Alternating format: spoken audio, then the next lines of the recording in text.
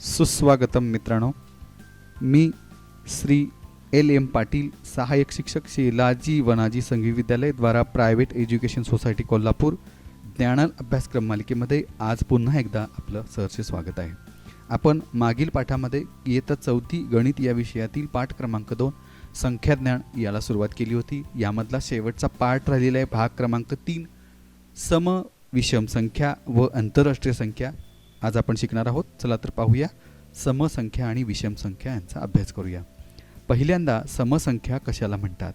इयत्ता 3री मध्ये तुम्ही सर्वजण समसंख्यांचा अभ्यास केलेला आहात.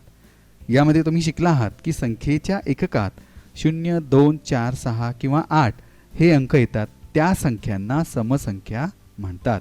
इथं उदाहरणं काही आहेत 24, 38, 106, 540 आणि 5482.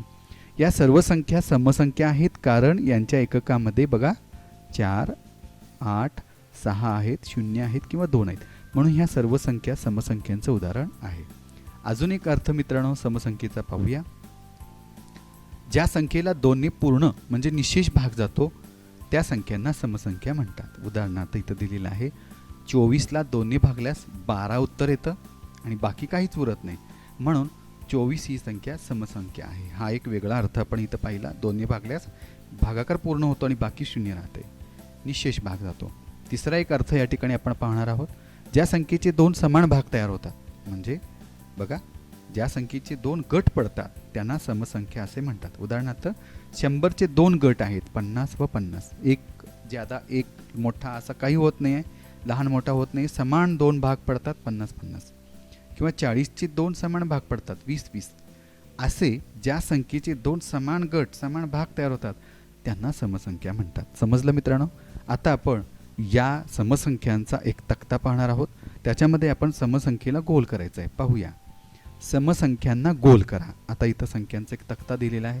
यामध्ये वेगवेगळ्या संख्या आहेत, फक्त यामधल्या समसंख्यांना आपण गोल करायचं आहे. चला पाहूया. गंमत आहे या ठिकाणी 22 यामध्ये 2 ही एककात आहेत, म्हणून 22ला आपण गोल करूया. 22 ही समसंख्या आहे. 35ला गोल करूया का? बरोबर नाही, कारण इथं सम अंक आलेला नाही. 5 हा सम अंक नाही आहे. 126 बरोबर. 6 हा सम अंक असल्यामुळे 126 ही संख्या समसंख्या आहे. 327 नाही, बरोबर. 59 नाही. 456 व्हेरी गुड, ही समसंख्या आहे. 7889 बरोबर नाही, समसंख्या नाही.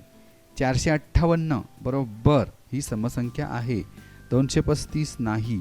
8 फक्त 8 एक अंकी असले तरी ते सम आहेत, म्हणून 8 ही समसंख्या आहे.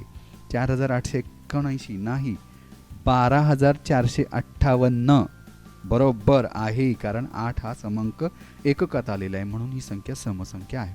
1254 आहे आणि 231 मात्र नाही. चला मित्रांनो, आता आपण विषम संख्यांना शिकायचं आहे. तुम्ही मागील वर्षी शिकलेला आहात. ज्या संख्येच्या एककात 1, 3, 5 किंवा 7 हे अंक येतात त्या संख्यांना विषम संख्या म्हणतात. इथं उदाहरणं दिलेली आहेत पहा. 23, 39, 105, 539, 5483. या सर्व संख्यांच्या एककात पाहिलं तर 3, 9, 5, 9, 3 असे विषम अंक आलेले आहेत, म्हणून ह्या सगळ्या विषम संख्या आपण सांगितल्या. आता मात्र जरासा विषम संख्येचा वेगळा अर्थ पण शिकूया. ज्या संख्येला 2 ने पूर्ण भाग जात नाही व बाकी काहीतरी उरते. बघा मगाशी आपण समसंख्येचं लक्षात घेतलं, 2 ने पूर्ण भाग जातो आणि बाकी काही उरत नाही, ती सम. पण बरोबर आहे, त्याच्या विरुद्ध 2 ने पूर्ण भाग जात नाही म्हणजेच बाकी उरते, अशा संख्यांना विषम संख्या असे म्हणतात. उदाहरणार्थ 23ला 2 ने भागल्यास भागाकार 11 येतो. 11 दोन्ही 22 आणि 1 उरतो, म्हणजे ही विषम संख्या झाली. 23 ही विषम संख्या आहे कारण बाकी उरते. तिसरा अर्थ पाहूया. ज्या संख्येचे 2 समान भाग होत नाहीत. जसं आपण मगाशी पाहिलं की समान भाग होतात, त्या 2 समान भाग होत नाहीत त्यांना विषम संख्या असे म्हणतात. उदाहरणार्थ 101 चे 50 आणि 51 असे 2 भाग होतात, समान झाले का? नाहीत, म्हणून 101 ही विषम संख्या आहे. 41 चे 2 समान भाग होतात का पाहूया. 20 आणि 21 होत नाहीत, म्हणून 41 ही विषम संख्या आहे. असे तिचे असमान भाग तयार होतात. म्हणून 41 आणि 101 ह्या दोन्ही संख्या विषम आहेत. चला मित्रांनो, आता आपण पाहूया सम संख्यांना जसं गोल केलं आपण तसं विषम संख्यांना पण एक गोल करण्याचा सराव घेऊया. त्याच संख्या आहेत पहा मगाच्या, पण ह्याच्यामध्ये आता आपल्याला विषम संख्या शोधायची आहेत. 22 ही समसंख्या आहे, मगाशी तुम्ही शिकलाय.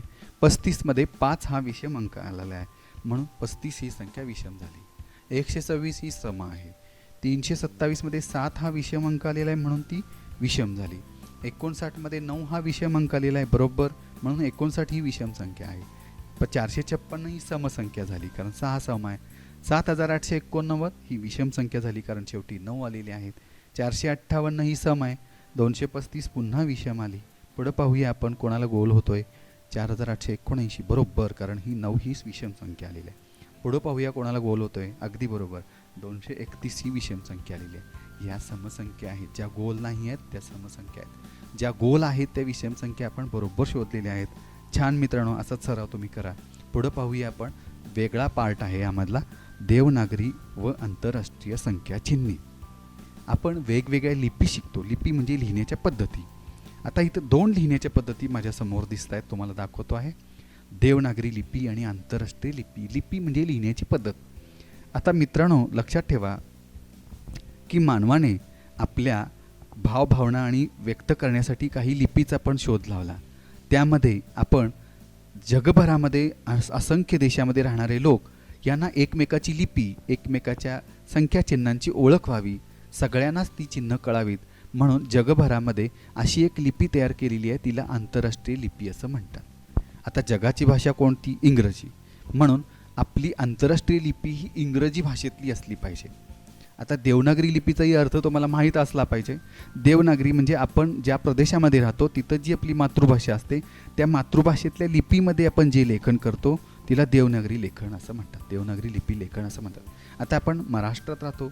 महाराष्ट्रात आपली संख्या चिन्ह ही मराठी लिपीमध्ये म्हणजे देवनागरी लिपी आपली इथं लिहिलेली आहे. ही तुमच्या समोर चिन्ह दिसत आहेत, 1 2 3 4 5 6 7. हे तुम्ही बालवाडीपासून शिकलेला आहात. तशी आता आंतरराष्ट्रीय चिन्हही आपल्याला माहीत पाहिजेत. ती इंग्रजीमध्ये आपण अशी लिहितो, 1 2 3 ही चिन्ह आहेत मित्रांनो. म्हणून ही आंतरराष्ट्रीय चिन्ह ही अंकांची अशीच आहे. ठीक आहे. आता आपण काही संख्यांचा सराव इथं करणार आहोत. 497 हे आपल्या देवनागरी म्हणजे मराठी लिपीमध्ये असं लिहितोय आपण. ते आंतरराष्ट्रीय लिपीमध्ये ही चिन्ह ठरलेली आहे. इथं आपण शिकलेलं आहे. ही चिन्ह तुम्हाला माहीत आहे. तुम्ही घड्याळामध्ये, नंबर प्लेटमध्ये किंवा फळ्यांवरती, एस टीच्या वेळापत्रकामध्ये, विमानाच्या वेळापत्रकामध्ये सगळीकडे तुम्ही ह्या लिपी पाहिलेल्या आहेत. तर अशा चिन्हांना आपण आंतरराष्ट्रीय लिपीमध्ये रूपांतरित करायचं आहे. 4 9 7 असे 497 हे असे बनतात. तसे या चिन्हांचा तुम्ही सराव करायचा आहे. 1 0 ते 9 पर्यंतचे अंक तुम्हाला कळले की तुम्ही सर्व संख्या ह्या आंतरराष्ट्रीय लिपीमध्ये रूपांतरित करू शकता किंवा आंतरराष्ट्रीय लिपीतल्या चिन्हांची संख्या आपण देवनागरी संख्या चिन्हामध्ये रूपांतरित करू शकतो. त्याचा एक सराव आपण छोटासा इथं पाहणार आहोत. देवनागरी व आंतरराष्ट्रीय संख्या चिन्हे यांचं रूपांतरण शिकणार आहोत. यातली पहिली संख्या बघा मित्रांनो, 245 हे आंतरराष्ट्रीयमध्ये लिहिलेत. हे देवनागरीमध्ये 245 आपण असे लिहू शकतो. तसे 147 देवनागरीमध्ये असे लिहिलेत, ते 147 आपण आंतरराष्ट्रीयमध्ये असे लिहू शकतो. त्यानंतर 847 हे असे लिहिलेत आंतरराष्ट्रीयमध्ये, ते देवनागरीमध्ये असे लिहिलेत. पुढे पहा 976 या पद्धतीनं. 5428 हे 5428 असे लिहिले जातील. त्यानंतर पाहूया 9731 हे आंतरराष्ट्रीय लिपीमध्ये आहेत. हे अशा पद्धतीनं आपण देवनागरीमध्ये लिहू शकतो. चला मित्रांनो, देवनागरी व आंतरराष्ट्रीय संख्या चिन्हांचं रूपांतरण तुम्हाला कळलेलं आहे. कितीही अंकी संख्या असेल तर तिचं आपण रूपांतरण देवनागरीतून आंतरराष्ट्रीयमध्ये आणि आंतरराष्ट्रीयमधून देवनागरीमध्ये करू शकतो. याला आपल्याला 0 ते 9 या चिन्हांची फक्त माहिती लक्षात ठेवणं गरजेचं आहे. त्याचा सराव करायचा आहे. 1 2 3 4 5 6 7 8 9 हे दोन्ही लिपीमध्ये कसे लिहितात याचा पान भरून सराव करायचा आहे. बघा, हे लक्षात ठेवायचं आहे, विसरायचं नाही आहे. ठीक आहे. चला मित्रांनो, हा अभ्यास आज तुम्ही घरी पूर्ण करा. घरीच राहा, सुरक्षित राहा, पण घरचा अभ्यास करा. नियमितपणे या अभ्यासाकडे लक्ष द्यायचं आहे, सुरक्षित राहायचं आहे. धन्यवाद.